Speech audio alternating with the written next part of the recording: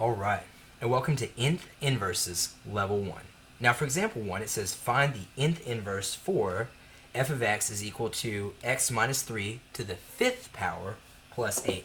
So remember, we're talking about an nth inverse whenever this number, whenever the exponent is going to be 4 or higher. Okay, so what are we going to do? Well, we follow the exact same steps that we've been following. We first change f of x into y, and we say y is equal to parentheses x minus 3 to the 5th power plus 8.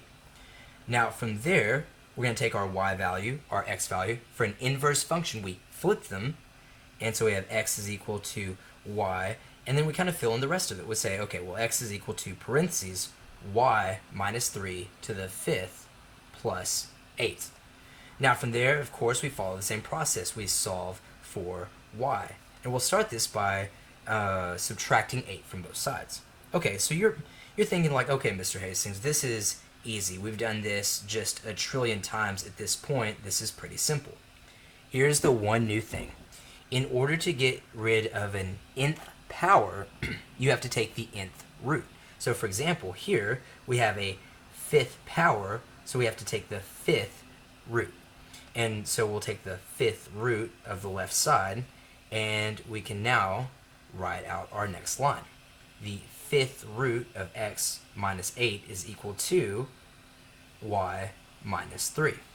Now from here, of course, we can add 3 to both sides, and we can write our final answer. Remember, y changes into f inverse of x is equal to the 5th root of x minus 8 plus 3. Alright, let's go see a second example.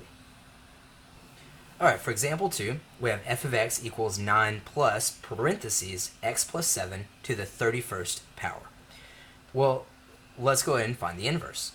Let's go ahead and find f inverse of x. We know we're going to start by changing f of x into y. We'll say y is equal to 9 plus parentheses x plus 7 to the 31st power. We can then go ahead and say, okay, well, you know what? We're going to switch our x and our y. And let's rewrite this as x equals 9 plus parentheses y plus 7 to the 31st power. Now from here, of course, our first step is to always move our constant. So we can subtract 9 from both sides. And we get x minus 9 is equal to parentheses y plus 7 to the 31st power. Now from here, we can take the 31st root of both sides, the 31st root, and that might seem crazy, but you know, that's what we do. We have the 31st root of x minus 9 is equal to y plus 7.